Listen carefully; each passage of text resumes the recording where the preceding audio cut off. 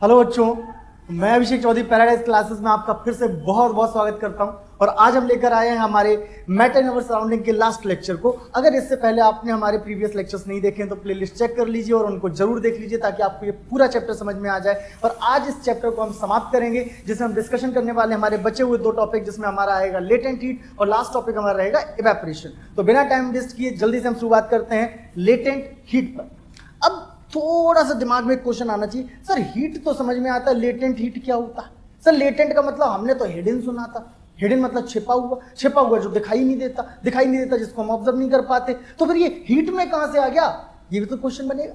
तो जरा समझिएगा, ये बिल्कुल सही जा रहा है अपने वर्डिंग के अकॉर्डिंग। ये बिल्कुल एक्यूरेट वर्ड है लेटेंट हीट, जिसका मतलब होता है हिडन हीट, जिसका मतलब होता है छिपी हुई हीट। और हिडन है, छिपी हुई है, मतलब काम पूरा कर रही होगी लेकिन समझ में नहीं आएगा। कैसे, मैं आपको बताता हूं। एक छोटे से एग्जांपल के साथ मैं आपको समझाने की कोशिश करता हूं तो आपको लेटेंट हीट जो है वो एक बार में समझ में आ जाएगा। जैसे कि मान लीजिए हमारे पास वाटर की एक सॉलिड फॉर्म है। वाटर की सॉलिड फॉर्म मतलब दैट इज कॉल्ड आइस। आपको पता है कि अगर वाटर लिक्विड स्टेट में है और इसको हमें फ्रीज करना है तो हमें इसको लेकर जाना होता है 0 डिग्री सेंटीग्रेड पर, और 0 डिग्री सेंटीग्रेड पर ये आइस में कन्वर्ट हो जाता है। इसीलिए तो इसका फ्रीजिंग पॉइंट 0 डिग्री सेंटीग्रेड होता है।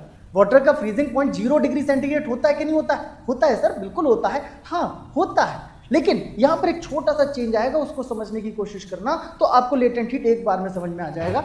जैसा कि मैं आपको बताता हूं, मान लीजिए हमारे पास नॉर्मल वाटर है और नॉर्मल वाटर का जो टेम्परेचर है एट अ रूम टेम्परेचर मान लीजिए 25 डिग्री सेंटीग्रेड, ठीक है ना। हमने क्या किया, अब इसको हमें फ्रीज करना, हम बिलो द टेम्परेचर जाएंगे, मतलब टेम्परेचर को कम करेंगे। और जब टेम्परेचर को कम करेंगे तो इस वाटर का टेम्परेचर कितना आएगा? 20, 15, 10, 5, 4, 3, 2, 1। अभी जो वाटर का टेम्परेचर वो है 1 डिग्री सेंटीग्रेड। और आप क्या समझते हैं कि 1 से ये 0 में जाएगा तो बर्फ बन जाएगा? नहीं, अंतर है। जब समझना, पहले ये 1 डिग्री सेंटीग्रेड के वाटर से ये बनाएगा 0 डिग्री सेंटीग्रेड का वाटर, ठीक है ना। अभी जो इफेक्ट पड़ रहा है टेम्परेचर का, ध्यान दीजिए, ये इसके टेम्परेचर को डाउन कर रहा है। हीट का जो इफेक्ट है वो क्या कर रहा है? टेम्परेचर को डाउन कर रहा है। अब क्या बनाएगा? 0 डिग्री सेंटीग्रेड के वाटर से बनाएगा 0 डिग्री सेंटीग्रेड की आइस। कुछ को समझ में आया कि नहीं? कुछ को समझ में आया नहीं? ऐसे समझ लो, रिवर्स प्रोसेस में हम इसको लेकर चलते हैं। मान लीजिए हमारे पास आइस का एक क्यूब था जिसका टेम्परेचर था -5 डिग्री सेंटीग्रेड। अब हमने क्या किया, टेम्परेचर को इंक्रीज करना शुरू किया। जब टेम्परेचर इंक्रीज करेंगे तो इसका टेम्परेचर -5 से -4, -4 से -3, -3 से -2, -2 से -1 डिग्री सेंटीग्रेड। और -1 से 0 आएगा तो क्या ये मेल्ट होकर वाटर में कन्वर्ट हो जाएगा? नहीं, ये -1 डिग्री सेंटीग्रेड की आइस से बनाएगा 0 डिग्री सेंटीग्रेड की आइस। अब 0 डिग्री सेंटीग्रेड की आइस से जब इसको हम और हीट प्रोवाइड करेंगे तो ये बनाएगा 0 डिग्री सेंटीग्रेड का वाटर। क्या बनाएगा? 0 डिग्री सेंटीग्रेड का वाटर। मतलब अगर आप इस टेम्परेचर को नोटिस करें तो क्या हुआ है, हमने जो हीट दी है, शुरुआत में तो हीट जो थी वो टेम्परेचर इंक्रीज करने में काम आ रही थी, लेकिन 0 डिग्री सेंटीग्रेड पर आने के बाद टेम्परेचर इंक्रीज नहीं हुआ है, बल्कि जो हीट हमने दी है वो यूज हुई है इसकी स्टेट चेंज में। वो पहले सॉलिड स्टेट में था, अब किस में आ गया? लिक्विड स्टेट में। मतलब यहां पर हीट तो दी गई है लेकिन वो हीट जो है वो टेम्परेचर इंक्रीज नहीं कर रही है। जबकि हीट का हम डायरेक्टली रिलेशन, हम तो ये जानते हैं हीट देंगे टेम्परेचर बढ़ेगा, लेकिन यहां तो टेम्परेचर बढ़ा ही नहीं। यहां पर टेम्परेचर तो बढ़ा ही नहीं, जिससे हमें क्या लगेगा कि क्या हीट ने काम नहीं किया? काम तो किया, टेम्परेचर नहीं बढ़ा, लेकिन स्टेट चेंज हो गई, वो सॉलिड से कन्वर्ट हो गया लिक्विड स्टेट में। और इसी हीट को हम कहते हैं लेटेंट हीट। मतलब क्या है कि वो हीट जो किसी सब्सटेंस के स्टेट चेंज करने में काम आएगी, बल्कि टेम्परेचर जो है वो रिमेन कांस्टेंट, वो सेम रहेगा। मतलब हीट प्रोवाइड करेंगे, टेम्परेचर इंक्रीज या डिक्रीज नहीं होगा, लेकिन उस सब्सटेंस की स्टेट चेंज हो जाएगी, तो उसी हीट को हम कहते हैं लेटेंट हीट। क्या सर ये सॉलिड टू लिक्विड ही काम आती है? नहीं, दोनों स्टेट में देखने को मिलेगी। जैसे कि हमारे पास वाटर था, हमने इसका टेम्परेचर और बढ़ाया, हमने क्या किया, 25 डिग्री सेंटीग्रेड से इसको हम लेके 50 डिग्री सेंटीग्रेड, 50 से और लेकर के 75 डिग्री सेंटीग्रेड। अब हमारे पास वाटर जो है वो 95 degree centigrade, 98 degree centigrade, 99 degree centigrade. अभी तक ये वाटर ही है, अभी तक ये वाटर ही है। अब जब और हीट देंगे तो ये 99 डिग्री सेंटीग्रेड के वाटर से बनाएगा 100 डिग्री सेंटीग्रेड का वाटर। मतलब अभी तक हम जो हीट दे रहे हैं वो काम आ रही है टेम्परेचर इंक्रीज करने में, लेकिन 100 डिग्री सेंटीग्रेड के वाटर को, ये जो टेम्परेचर है वाटर का 100 डिग्री सेंटीग्रेड तक पहुंच जाएगा। इसके बाद हम जो इसमें हीट देंगे तो ये बनाएगा 100 डिग्री सेंटीग्रेड के वाटर से 100 डिग्री सेंटीग्रेड की वेपर। क्या बनाएगा? 100 डिग्री सेंटीग्रेड की वेपर। मतलब अब जो हम यहां पर हीट दे रहे थे उसने टेम्परेचर को इंक्रीज नहीं किया, उसने काय में यूज की वो हीट यूज हुई स्टेट चेंज करने में। इसी हीट को कहते हैं लेटेंट हीट। समझ में आया? अब दोनों में एक अंतर है कि अगर सॉलिड टू लिक्विड चेंज में अगर वो हीट यूज हो रही है तो इसको हम कहते हैं लेटेंट हीट ऑफ फ्यूजन, और अगर वो लिक्विड से वेपर फेज में जाने के लिए हीट यूज हो रही है तो उसको हम कहते हैं लेटेंट हीट ऑफ वेपराइजेशन।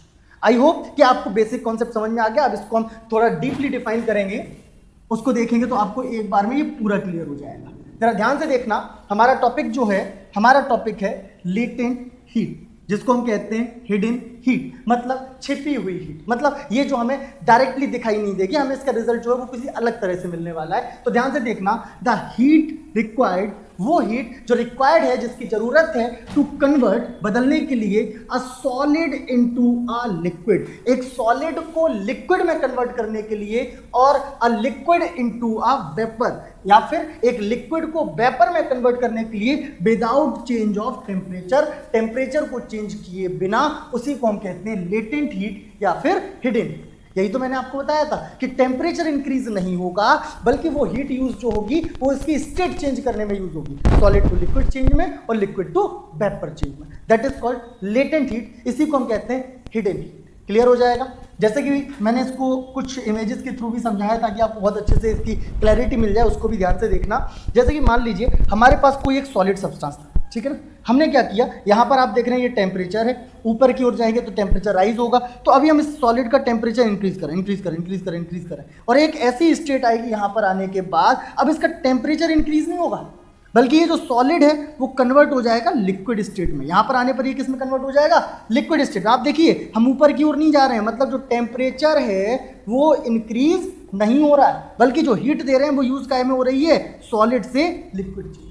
अब लिक्विड में कन्वर्ट हो गया, फिर से इसको हम हीट देंगे, फिर से हीट देंगे, अब ये लिक्विड में, और फिर से एक ऐसी स्टेट आएगी कि अब इसका टेम्परेचर इंक्रीज होना बंद हो जाएगा, बल्कि हीट जो यूज होगी वो लिक्विड से इसको गैस में कन्वर्ट करने में। कुछ को समझ में आ रहा है? तो जरा ध्यान से कि यहाँ सॉलिड से लिक्विड में चेंज करने के लिए जो हीट यूज हुई विदाउट राइजिंग द टेम्परेचर, ये भी लेटेंट हीट है। यहाँ लिक्विड से गैस में कन्वर्ट करने के लिए जो हीट यूज हुई विदाउट राइजिंग द टेम्परेचर, ये भी लेटेंट हीट। क्लियर हो जाएगा बेटा? Okay, very good. जैसे कि इसके एक एग्जांपल बेस्ड हमने दिखाया हुआ है, इसको भी ध्यान से देखेंगे। हमारे पास ये आइस, ठीक है ना। आइस किस स्टेट में होती है? Solid state. जब इसको हम रूम टेम्परेचर फ्रीली छोड़ देते हैं तो आप देखते हैं ये थोड़ी देर बाद लिक्विड में कन्वर्ट हो जाता है। तो यही लेटेंट हीट है, वो हीट जो उस आइस को लिक्विड में कन्वर्ट कर रही है without rising the temperature, that is latent heat of fusion. और जरा इसको भी गौर से देखें कि अगर हमारे पास मान लीजिए इसको हम रिवर्स प्रोसेस में लेकर जाए, जैसा कि मैंने वहां पर दिखाया था कि हमारे पास लिक्विड है, इसको हम क्या कर दे रहे हैं? इस वाटर को हमने रख दिया फ्रीजर में, और फ्रीजर में रखेंगे तो फिर से ये किस में कन्वर्ट हो जाएगी? आइस की फॉर्म में। तो वो भी आपकी लेटेंट हीट होगी जो उसकी स्टेट चेंज करने में यूज हो रही है। और जैसा कि मैंने आपको बताया था लेटेंट हीट कितने टाइप की होती है? 2 टाइप की। पहला टाइप कौन सा होगा? जब सॉलिड टू लिक्विड चेंज आएगा। दूसरा टाइप कौन सा होगा? जब लिक्विड टू गैसियस चेंज आएगा। तो अब हम पहले चेंज की स्टडी करेंगे जिसमें हम पढ़ने वाले हैं लेटेंट हीट ऑफ फ्यूजन। क्या पढ़ने वाले हैं बेटा? Latent heat of fusion. जैसा कि मैंने पहले ही बता दिया है कि लेटेंट हीट ऑफ फ्यूजन से मतलब है कि सॉलिड चेंज होगा लिक्विड स्टेट में। लेकिन एक बात समझिएगा, अगर हम सॉलिड का अमाउंट फिक्स्ड ना करें, पहले अमाउंट था 5 ग्राम, फिर हो गया 50 ग्राम, फिर हो गया 500 ग्राम, तो हीट भी तो बदल जाएगी। बिल्कुल बदलेगी, क्योंकि जब अमाउंट बदलेगा सब्सटेंस का तो एनर्जी रिक्वायर्ड जो होगी वो भी चेंज होगी। तो इसके लिए हमारे पास सबसे अच्छा ऑप्शन क्या है, मैं आपको बता देता हूं। इसके लिए हमारे पास सबसे अच्छा ऑप्शन ये होता है कि हम उस सॉलिड सब्सटेंस का अमाउंट जो है वो फिक्स्ड कर दें, और वो अमाउंट हम ले लेते हैं 1 kg। कितना ले लेते हैं? 1 kg। मतलब अब यहाँ पर क्या होने वाला है कि 1 kg सॉलिड सब्सटेंस को लिक्विड में कन्वर्ट करने के लिए जो एनर्जी रिक्वायर्ड होगी उसी को हम कहेंगे लेटेंट हीट ऑफ फ्यूजन। तो ध्यान से देखिएगा, मैंने आपको बताया the amount of heat energy, वो हीट एनर्जी जो रिक्वायर्ड है, जिसकी हमें जरूरत है to change 1 kg of the solid, solid के 1 kg अमाउंट को टू लिक्विड स्टेट, समझ में आया कुछ कुछ? क्या हुआ? हीट का वो अमाउंट जो हमें आवश्यक है, जिसकी हमें रिक्वायर्ड है, जो हमारे लिए जरूरी है, जो कन्वर्ट करेगा 1 kg ऑफ सॉलिड को लिक्विड स्टेट में एट एटमॉस्फेरिक प्रेशर पर इज कॉल्ड, इसी को हम क्या कहेंगे? At its melting point. ये इसमें छूट गया था, इसको भी ऐड करिए। क्या कि वो हीट जो रिक्वायर्ड है 1 kg ऑफ सॉलिड को लिक्विड में कन्वर्ट करने के लिए at its melting point without rise in temperature, temperature को राइज किए बिना, टेम्परेचर को बढ़ाए बिना, उसी हीट को हम कह देते हैं लेटेंट हीट ऑफ फ्यूजन। क्या कह देते हैं बेटा? Latent heat of fusion. चलिए इसका भी एक एग्जांपल हम देख लेते हैं, क्लियर समझ में आ जाएगा।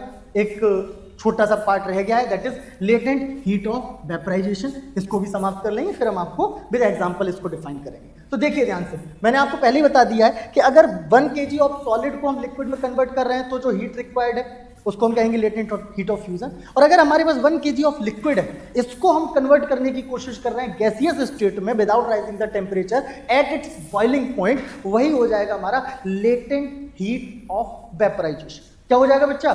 Latent heat of vaporization. तो ध्यान से देखिएगा, the amount of that energy, energy का वो अमाउंट जो रिक्वायर्ड है to change 1 kg of water, जो रिक्वायर्ड है 1 kg ऑफ वाटर को to gaseous state. 1 kg of water को किस में कन्वर्ट करेंगे? गैसियस स्टेट में at atmospheric pressure at its boiling point, उसके बॉइलिंग पॉइंट। पूरा एक बार में क्लियर करिए, पूरा एक बार में जोड़िए कि किसी भी हीट एनर्जी का वो अमाउंट जो रिक्वायर्ड है 1 kg ऑफ लिक्विड को गैसियस स्टेट में कन्वर्ट करने के लिए at atmospheric pressure at its boiling point, उसी को हम कहते हैं latent heat of vaporization. Clear हो जाएगा? जैसे कि मान लीजिए हमारे पास आइस, ये वाटर की सॉलिड फॉर्म है, अगर इसको हम क्या दें, इसको हम प्रोवाइड करें 3.34 जूल पर केजी के हिसाब से हीट, तो ये हीट एब्जॉर्ब कर लेगा कितना? अगर 1 kg आइस है और 3.34 जूल पर केजी के हिसाब से इसको हम हीट प्रोवाइड कर रहे हैं, तो ये जो आइस है वो कन्वर्ट हो जाएगा वाटर। अब इसको हम 22.5 जूल पर केजी के हिसाब से और हीट प्रोवाइड करें तो ये वाटर से कन्वर्ट हो जाएगा वेपर।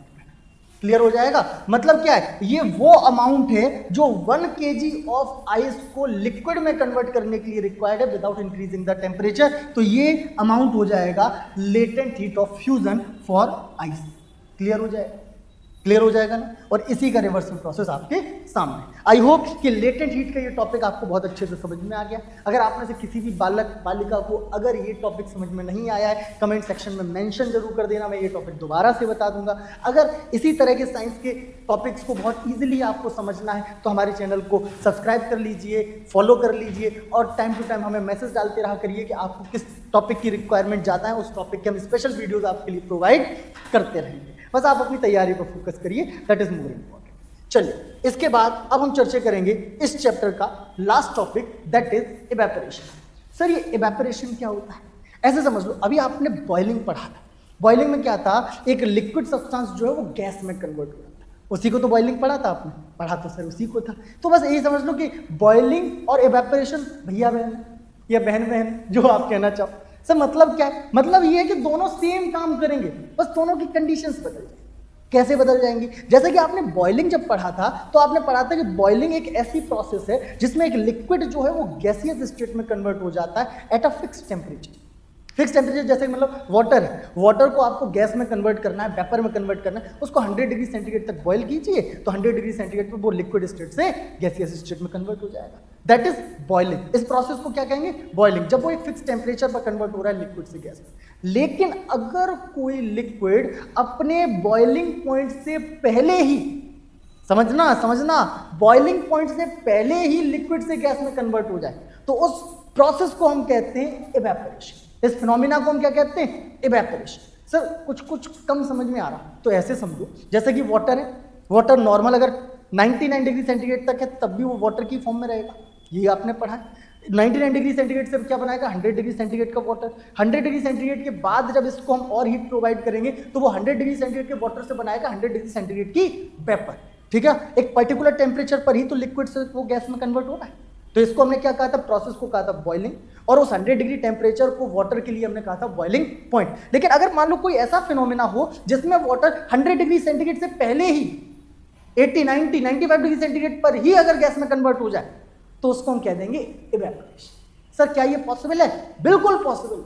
तो बॉइलिंग और इवेपोरेशन के बीच में यही अंतर है, रिजल्ट दोनों में सेम आएगा। लिक्विड जो है वो गैस में कन्वर्ट हो जाएगा, वाटर जो है वो वेपर की फॉर्म में आ जाएगा, बस फिक्स टेम्परेचर पे हो रहा है तो बॉइलिंग, और बिलो इट्स बॉइलिंग पॉइंट से पहले ही अगर कन्वर्ट हो जाए दैट इज कॉल्ड इवेपोरेशन। तो देखिए ध्यान से, evaporation is a process, evaporation एक प्रोसेस है इन विच, जिसमें a liquid convert to gas, एक लिक्विड जो है वो गैस में कन्वर्ट हो जाएगा बिलो इट्स बॉइलिंग पॉइंट, इसके बॉइलिंग पॉइंट से पहले ही। कैसे कन्वर्ट हो जाएगा? इसके बॉइलिंग पॉइंट से पहले ही वो लिक्विड स्टेट से गैसियस स्टेट में चला जाएगा। इसी प्रोसेस को हम कहते हैं इवेपोरेशन। ठीक है ना? अब कुछ फैक्टर्स पर हम चर्चा करें। फैक्टर्स मतलब कारक, वजह, रीजन, जो प्रभावित करेंगे इवेपोरेशन, कि कब इवेपोरेशन कम होगा और कब इवेपोरेशन ज्यादा होगा। तो इसके फैक्टर में सबसे पहला रोल जो प्ले करेगा वो करेगा सरफेस एरिया। ध्यान रखना सर, सरफेस एरिया का क्या रिलेशन है? आप ऐसे समझो, सरफेस एरिया जितना ज्यादा इवेपोरेशन उतना ही ज्यादा, और सरफेस एरिया जितना कम इवेपोरेशन उतना ही कम। सर क्या ये पॉसिबल है? बिल्कुल पॉसिबल है। कैसे पॉसिबल है मैं समझाऊंगा, उसकी क्या टेंशन ले रहे हैं। ध्यान रखना, सरफेस एरिया जितना ज्यादा इवेपोरेशन उतना ज्यादा, सरफेस एरिया जितना कम इवेपोरेशन उतना ही कम। कैसे? आप एक काम करिए, जैसे कि इवेपोरेशन का ही पहले एक एग्जांपल दे देता हूँ। मान लीजिए हमारे कपड़े हैं, जब गंदे हो जाते हैं तो हम धुलते हैं, बिल्कुल धुलते हैं। जब धुलते हैं तो ये गीले हो जाते हैं सर। गीले हो जाते हैं मतलब इनके अंदर वाटर अवेलेबल होता है। क्या इनको 100 डिग्री सेंटीग्रेड तक ले जाना पड़ता है इनको सुखाने के लिए? नहीं, आप इसको धूप में रख देते हैं, ये 100 तक नहीं पहुंचते हैं, बल्कि उससे पहले ही इसके अंदर जो वाटर है वो इवेपोरेट होकर एटमॉस्फेयर में चला जाता है। बात तो सही है सर। तो इसी प्रोसेस को इवेपोरेशन कहा। अब एक काम करना, आप इस कपड़े को गीला करना, और गीला करने के बाद यूं गोल मोल करके रोल बनाकर रख देना। आप देखना 5-10 मिनट में सूख जाएगा। सूख जाएगा क्या? सूख जाएगा क्या?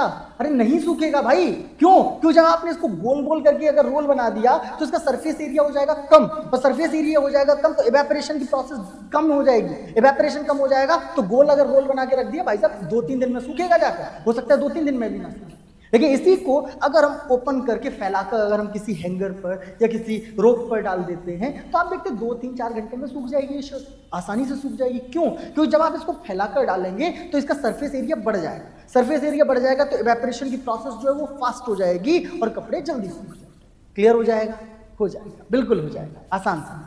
दूसरा एक फैक्टर, चलो इसको भी देख लेते हैं। Surface area of the liquid is more than evaporation will be more. Surface area ज्यादा, इवेपोरेशन ज्यादा, सरफेस एरिया कम, इवेपोरेशन कम। क्लियर हो जाएगा? एक और देखते हैं। When temperature increases evaporation will be मोर। ये तो भैया अंडरस्टूड सी बात है, क्योंकि जैसे जैसे टेम्परेचर बढ़ेगा इवेपोरेशन के साथ साथ वो बॉइलिंग की स्टेज में पहुंचने लगेगा। टेम्परेचर बढ़ाओगे तो इवेपोरेशन जब तेजी से होगा, टेम्परेचर कम होगा इवेपोरेशन कम होगा। ऐसे समझ लो कि गर्मियों के दिनों में अगर हम इस कपड़े को धुल के डाल दें भाई साहब, आधा 1 घंटा लगता है और ये शर्ट सूख जाती है। क्यों? गर्मियों में टेम्परेचर ज्यादा होता है, इवेपोरेशन तेजी से होता है, शर्ट जल्दी सूख जाती है। यही सर्दियों में इसको सुखाने में 7-8 घंटे तक लगते हैं। क्यों? टेम्परेचर कम है, इवेपोरेशन धीमे होगा, इवेपोरेशन कम होगा तो शर्ट को सूखने में ज्यादा समय लगेगा। कम टू द पॉइंट, समझ में आ रहा है कि नहीं? अंडरस्टूड सी बात है, वेरी गुड। अब हम चर्चा करते हैं एक और point. When humidity is less, humidity कम होगी then evaporation will be more. तो इवेपोरेशन कैसा हो जाएगा? ज्यादा। ह्यूमिडिटी से मतलब है हमारे एटमॉस्फेयर में मॉइस्चर जितना कम हो। भाई बरसात के दिनों में ह्यूमिडिटी ज्यादा होती है, कपड़ों को सूखने में टाइम लगता है कि नहीं लगता है? बिल्कुल लगता है। क्यों? क्योंकि ह्यूमिडिटी ज्यादा, इवेपोरेशन लेस, कपड़े ज्यादा टाइम में सूखेंगे। और ये गर्मियों में ह्यूमिडिटी कम होती है तो आप बहुत अच्छे से जानते हैं कपड़े जल्दी सूख जाते हैं। एक और लास्ट पॉइंट है, when wind speed is more. हवा जितनी तेजी से चलेगी इवेपोरेशन उतना तेजी से होगा। सर हम नहीं मानते, मानना पड़ेगा। क्यों नहीं मानना? मानेंगे, आप मानेंगे, बिल्कुल मानेंगे। ऐसे समझो, सर्दियों के दिनों में जब कपड़े बाहर ना सूख रहे हो तो माँ क्या कहती है? एक काम करो, कमरे में डाल दो पंखा, जल्दी सूख जाएगा। पंखा चलेगा, विंड स्पीड तेज होगी, इवेपोरेशन बढ़ जाएगा, कपड़े जल्दी सूख जाते हैं। ऐसा भी समझो, सर्दियों में आपकी माँ बहन जब पोछा लगाती है ना फर्श पर तो पंखा भी चला देती है। क्यों? ताकि वो जल्दी सूख जाए। क्यों? जब पोछा लगाएंगे तो वो भी तो गीला ही हो जाता है, उसको 100 डिग्री तक थोड़ी ले जाना है। इवेपोरेशन की प्रोसेस होती है, बिलो इट्स बॉइलिंग पॉइंट ही वो जो फर्श पर पानी जो हमने डाला है सफाई के लिए वो इवेपोरेट होकर बाहर चला जाएगा एटमॉस्फेयर। तो उसके लिए 100 डिग्री सेंटीग्रेड की नीड नहीं है, पंखा चला दिया, इवेपोरेशन बढ़ गया, जल्दी सूख जाता है। तो ये हमारा इवेपोरेशन का टॉपिक था, जिसको हमने कुछ यहाँ पर एक डायग्राम के थ्रू भी इंडिकेट किया कि इवेपोरेशन की पूरी प्रोसेस में हमें क्या क्या देखने को मिलता है। जैसे कि वाटर है, इवेपोरेट होकर हमारा आकाश में जाता है। अब ये क्या करेगा, आकाश में कंडेंस्ड हो जाएगा, मतलब गैसियस स्टेट से आ जाएगा लिक्विड स्टेट में, और वाटर के थ्रू, रेन के थ्रू वापस हमें मिल जाता है। ये इवेपोरेशन का एक सबसे बड़ा एग्जाम्पल होता है। मतलब हमारी ये जो रेनिंग होती है, इसके लिए इवेपोरेशन का ये जो फिनोमेना है, ये सबसे ज्यादा रिस्पॉन्सिबल है। आई होप कि ये चैप्टर आपको अच्छे से समझ में आ गया। एक लेक्चर और बहुत जल्दी आएगा जिसमें हम पूरी की पूरी एनसीईआरटी एक्सरसाइज पर डिस्कशन करने वाले हैं, लेकिन चैप्टर का जो कंटेंट है वो आपका यहाँ पर समाप्त हो जाता है। आपके इस पहले चैप्टर में अगर आपने प्रीवियस वीडियोस नहीं देखे हैं तो जरूर देख लीजिएगा, ताकि आपको चैप्टर अच्छे से तैयार हो जाए। मिलते हैं आपसे सबसे पहले एनसीईआरटी क्वेश्चंस में, इसके बाद नए चैप्टर के साथ। तब तक के लिए नमस्कार। चैनल को सब्सक्राइब कर लीजिए, फॉलो कर लीजिए। धन्यवाद।